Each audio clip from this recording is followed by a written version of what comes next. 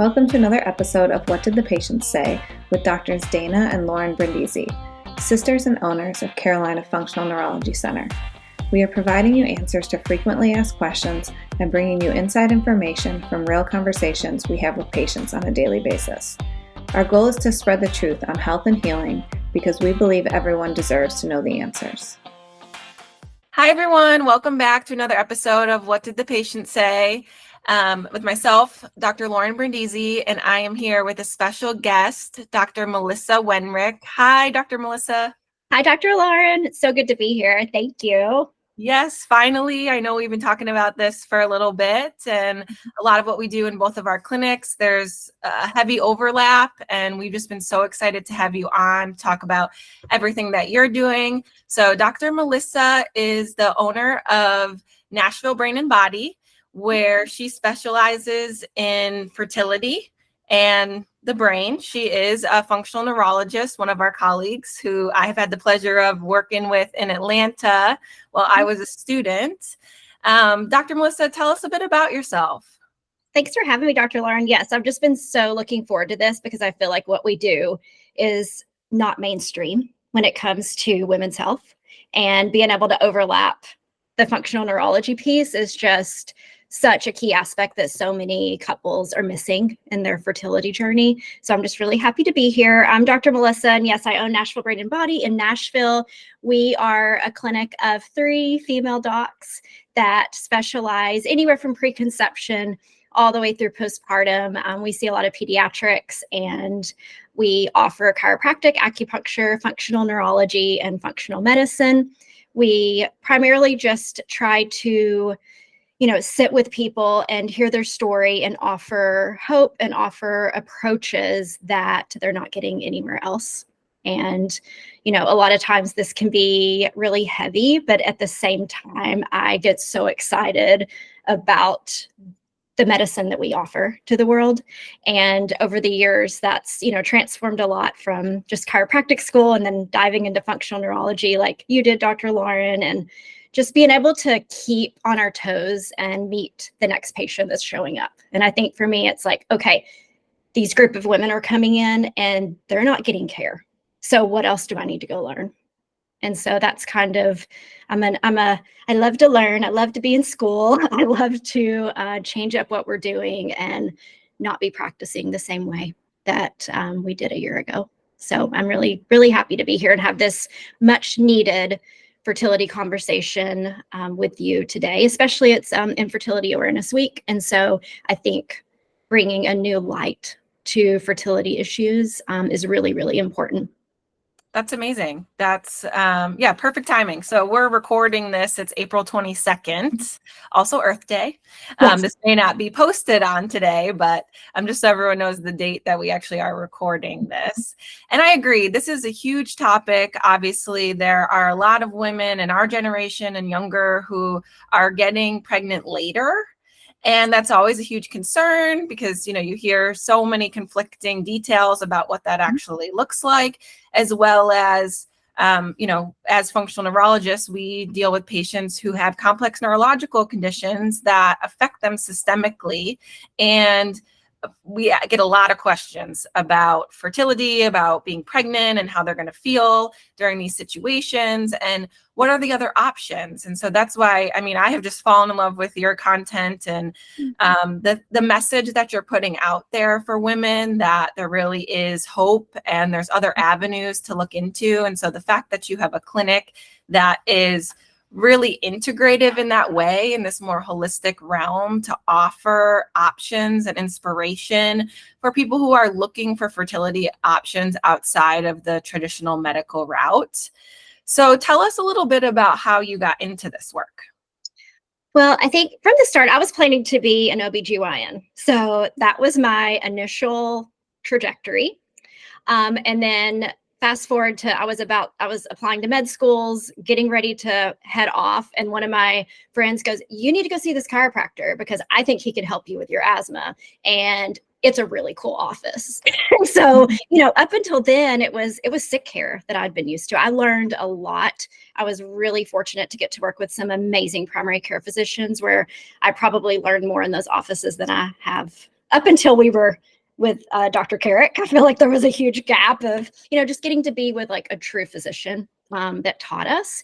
And so I stepped into that office and there were women, pregnant, kids, and they were happy. Like it was a happy office. And so, I changed within a couple of weeks and decided after he told me all about, well, your spine is this way, you've got this nervous system issue. And I was like, oh, sold. This is incredible. People can actually heal and not need meds for everything. This is awesome. So I started chiropractic school. Quickly, as soon as I finished chiropractic school, I dove into my Chinese medicine and acupuncture certification. So I did that and then started a practice in Nashville, Tennessee shortly after that, where I started seeing a lot of kids and a lot of women. And unfortunately, just the rates of autism, spectrum disorders, kids were really, really sick. That's what got me into functional neurology. So I started with the childhood developmental courses and just didn't stop from there because it was like, this is the missing link. So that's kind of what propelled me. And then just the more women I was seeing with infertility that would come in with these complex neurological issues. And then, okay, now we have this fertility piece on top of the migraine, the POTS, the dysautonomia, like I need more information. And so I dove into some functional medicine training with the Institute of Functional Medicine, and then have just been kind of chasing around the leading women that are really leading the way when it comes to infertility. So that's an ongoing journey. And, it's just every day new research is coming out, and it's, my own health journey. I have dysautonomia and POTS. And getting pregnant at 39. And so it was just, there was a lot of overlap where, I think for those of us in these complex clinics, we're often the patient as well. And so it's, okay, what helped me? And can we be a few steps ahead of the other women that are coming into our clinic? And I think that's it. We need to just be a few steps ahead in our healing, in our journey, in our education. And that's kind of where I'm at. And I'm still on my journey, but it's really, I think everything is a gift, and everything's always leads to more compassion and a deep understanding of the patient you're sitting across from in the room. Yeah. And I mean, that's so profound and such an inspiration for, I'm sure, a lot of people who are going to be watching this video, that you've been in their shoes and you've gone through treatment and, you were able to get pregnant at 39. Congratulations. I know you got a healthy boy. How's he doing? Oh, he's good. Going to be 5 this summer, which I can't even believe it. So, yeah, feeling like myself again. For those with dysautonomia and POTS, it's like, whew, it's interesting. All the things that pop up and change and shift through all the prenatal and postpartum years. Yeah, it can certainly be a roller coaster, but it's achievable, which is amazing to hear. So for those who are listening, can you tell us a little bit about like what really is the link between the brain and fertility? It's everything. So much of Western medicine and fertility right now is limited to, you walk into the clinic, you're not achieving a positive pregnancy test, right? It's been 6 months. They even say in some cases to wait a year, and you're getting a few labs checked. You're getting a few hormones checked. You might be lucky enough to get an ultrasound to see if there's a physical issue with ovaries, uterus, fallopian tubes. And then if they can't, get ovulation going with some drugs, you're sent off to a fertility clinic, and there's nothing even asked about all the other aspects in your body, which reproduction is the last thing, because our body is so intelligently smart that it is going to keep us going and keep us surviving and thriving. And the last thing, if there is an underlying issue, is going to be to grow another human, right? And so it's completely missed. And so then women are pushed through this cycle of, okay, you have infertility, you're broken, we don't really know what it is, but let's go do a bunch of drugs and tests and all these things that really aren't giving any answers. It's the success rates really are not great, and we don't know the harm that this is doing on women. So let's backtrack to, okay, what's going on with the nervous system in this person, right? We have to have a brain that is sending those signals down to the reproductive organs to initiate ovulation. We have to have this to initiate a healthy cycle every month. And that piece also interludes with our thyroid. All of our other glands and our hormones are all connected. And we can't just separate something that is so vital, which is our reproductive organs and our hormones for those sexual things. They're not separate. They are an end result of every single signal that has been happening between the brain and the body, right? And so this piece it has to be addressed. And we can look at a few hormones like LH and some of these a few little things and say, okay, yeah, maybe we're not getting signals, but we need to step back and ask why. Like, why are we not getting these signals? Because the brain is connected to the womb, and the womb back to the brain. And we have, impulses coming from the brain down, but we also have all of this sensory and mapping and all of these things happening in our abdominal and womb pelvic floor area as well. And, even that aspect of the signals that are coming back to the brain to be able to know that we are connected, I see that is one of the biggest hurdles. And I probably see it in most every single woman I work with, is that disconnect between the womb and the brain.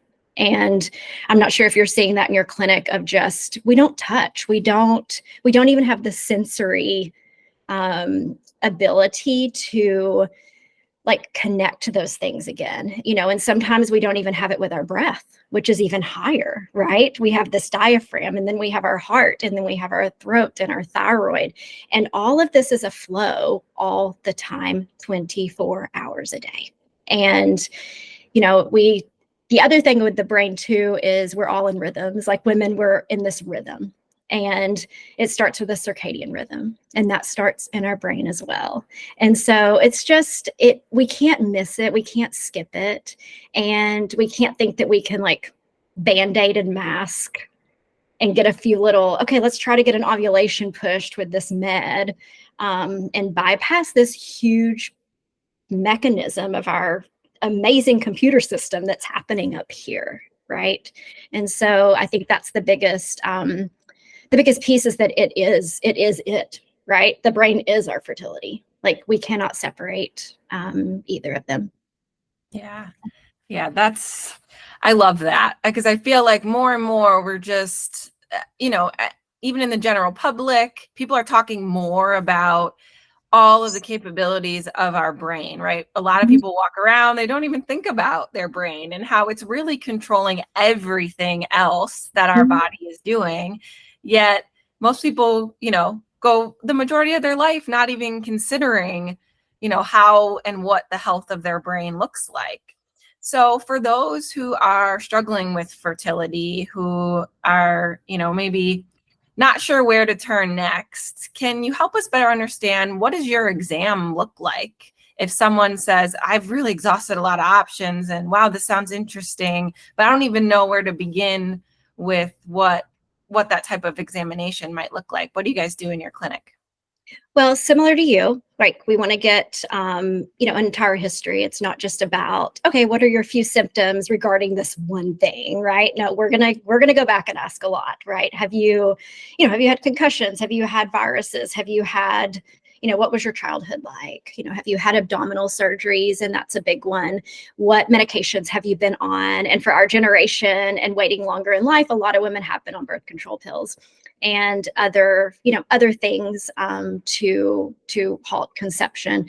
And then, we have a lot of women that are really just, they're overwhelmed and stressed. And so that has brought years and years and years of dysregulation upon their bodies. And, a lot of times that overlaps, right, with dysautonomia, and if they've had other things happening, and just misdiagnoses happening with that. And so we look at all of that first. We do a neurological exam to see, what aspects are playing a role with the brain, specifically the brain. And especially when it comes to circulation and sensory issues, because, even if I have only a few months to work with someone, circulation and blood flow is a top priority of mine. And so, that looks like, are we looking at past surgeries? Are we looking at GI symptoms? Are we looking at dysfunctional breathing? So we look at all of that and kind of see what the movements are in the physical body. We also run a pretty intensive lab workup to start with, which looking at metabolic health, looking at inflammation, those are two big key things that I see are being missed with fertility clients. I have people that, have been struggling for years and they have no idea that they're pre-diabetic and they're inflamed. And, you have some anxiety, you have some blood flow issues and migraines. And it's like, okay, let's step back a minute and see where all of this is connected. So we do that. And then we really look at the aspect of, okay, what is the primary thing that we need to address right now, right? Like what are the top 3 things that this woman is struggling with outside of this diagnosis of infertility? Because that's, in my opinion, that's just the end result. Like we have to go over here and see, okay, does this person have a suboptimal thyroid? Is that the problem?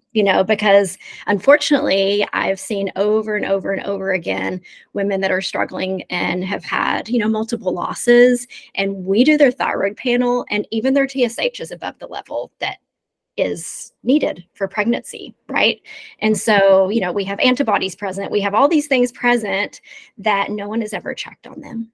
And when you're looking at that and someone has gone through multiple stages of grief for infant loss, like it angers me that someone has missed this, because it's it's real for this woman and she shouldn't have to wait to get proper care. That's pretty simple to detect now. Like a thyroid panel is pretty inexpensive. And so, we look at all that and just kind of see the big picture, because everyone is different. Right? Everyone is different. There's no protocol for this. And I wish that there was a magic protocol. But it's different for every single person. But we try to just dive deep on the front end and figure out, okay, where do we need to work for the next 30 days? Right? Do we need to get circulation? That's usually if someone is lacking circulation and experiencing dysautonomia, migraines, anything like that, like the circulation piece is going to be number one. And a lot of times the metabolic piece, so, and these are things that people can do, we'll talk in a minute about, things that people can do for free at home. Right? I want people to be empowered and educated where you don't need Dr. Lauren and I, right? You can do these things on your own, and then we can fine tune, right? We can fine tune on the things that, okay, you're doing all these foundational pieces, addressing, the sleep, addressing the circadian rhythm, addressing the metabolic health, addressing the inflammation, circulation. And then if you're doing that for a few months and we're still having a few things pop up, then we can really dive in and get to the specifics, And so I think that's the big piece. We kind of wash over those important things that really tie back to keeping that brain womb connection alive and thriving and vital. Yeah. Yeah, I love that, because a lot of what you do, parallels a lot of what we do in our offices. And we talk so much with patients about the extended autonomic system. So really that interconnectivity between our nervous system, our immune system, and our endocrine system. And this is important for people to just function optimally. And like you said, infertility is really an end result of probably some other physiological interruption within one of these systems. So being able to take a look at somebody holistically and functionally too, right? So our clinics are very similar in this way. Most people, they may come in with a specific pathology, but they may be falling in this subclinical category. And that can be the same for those struggling with fertility, where maybe there isn't something anatomically wrong, or there isn't some other pathology going on in the reproductive system. So traditional medicine goes, well, I don't know. I don't know why this isn't working. But the reality is we have to look at all of these other components of our physiology to understand why someone isn't able to get pregnant. And that often sits outside of the actual reproductive organs themselves. And so I just love that your clinic is using a very all-encompassing method of applying these principles of functional neurology and functional medicine and chiropractic and acupuncture into, a one-stop shop. But for those who maybe aren't, close to Dr. Melissa, these are premises that can still apply, and understanding that you want to evaluate, what's going on with your brain, what's going on with your thyroid, how about your adrenals, what are your stress levels and your sleep. And like you said, I love that you touched on the sensory aspect. What is that connection and your awareness of your body as a whole, and of course the womb itself. So that's just so beautiful. And for those listening, can you tell us some options? Like if people are struggling and they want to know, I don't even know where to start in this realm. I've just told that I need to go to a fertility clinic and do IVF or something like that. What would you recommend, or maybe the top 3 things people start to do today that they can easily do at home? Yeah, well, the cool thing is that most foundational fertility pillars, like of our fertility, are all free. They're all free, and we can do them ourselves. It's really hard because we're in a society where we've been kind of conditioned to, oh no, I feel something, I need to go outside of myself to fix this. Where in fact we need to return, especially as women, as our ancestors did, of like returning to what do we need and what is my medicine and what can I do for myself. And a lot of that is just this beautiful building of your vitality, which is going to be building of your fertility. So the absolute start that I have with every single client I meet with is we are working on sleep. We have to have sleep. And I know, Dr. Lauren, you agree with this, because the brain has to heal. We have to have a start and stop point of a large chunk of time that we're able to heal, and all of our organs can cycle through their healing. And we have to be able to give our body a time to reset. And this sleep aspect is huge when it comes to our fertility, because we have all these other hormones, right, with cortisol and melatonin to help us sleep.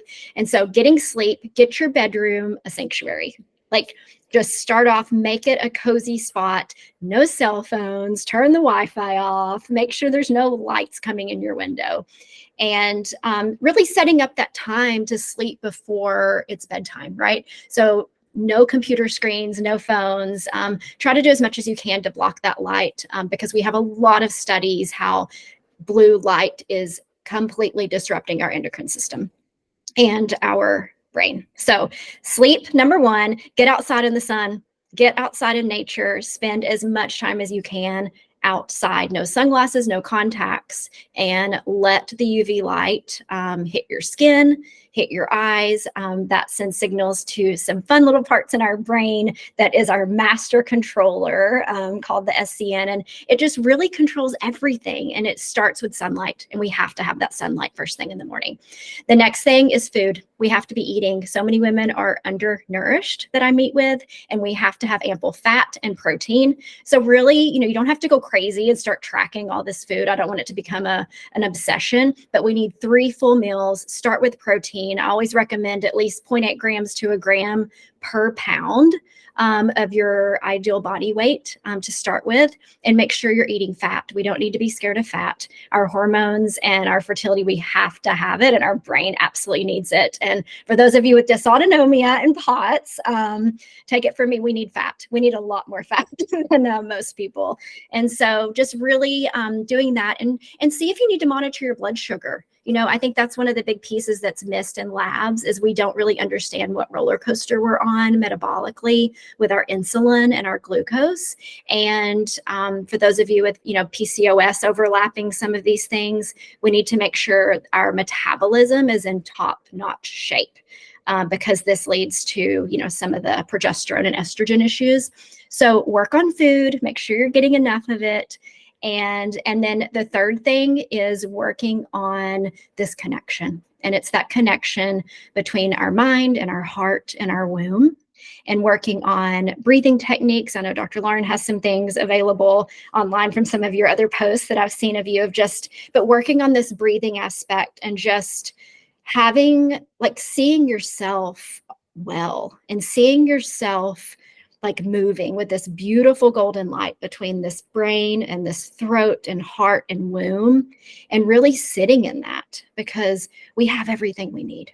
We have everything we need. Our body is absolutely exquisite, and she's not broken, and she doesn't need anyone to fix her.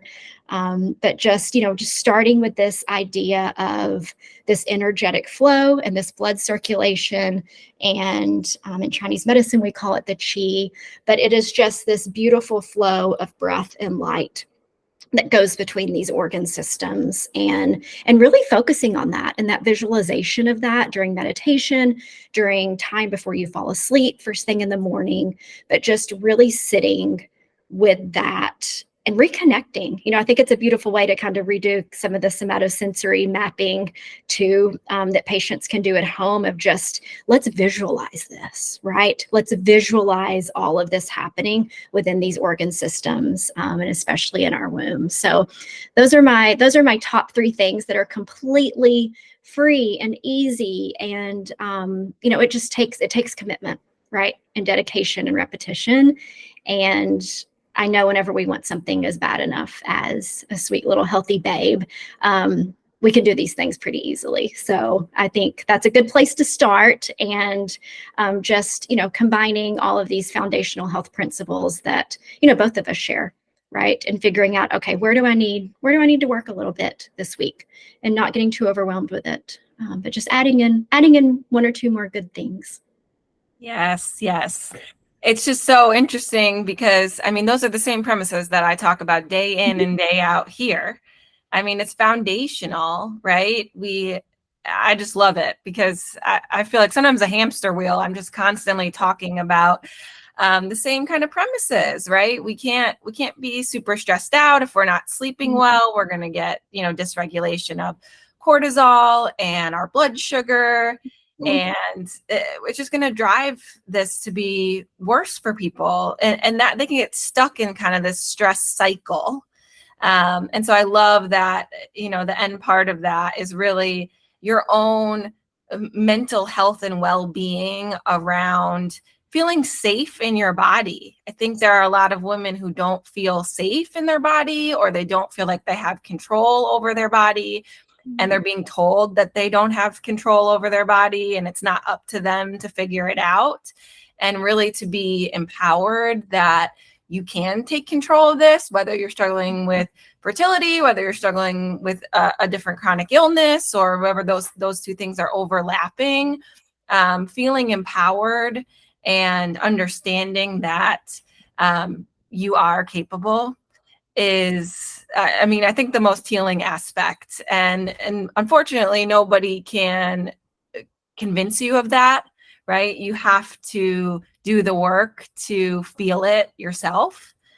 But there's so many tools to help support. And so I appreciate all of those.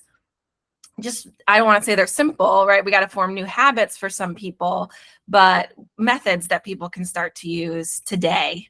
And I agree. I talk so much about, making sure you're getting good protein, and making sure you're getting good fat, and make sure that you're sleeping well. The foundation lies, and most people get stuck in this rat race of their health. And a lot of times just have to go back to some of the basics and slow down. Just slow down. I know.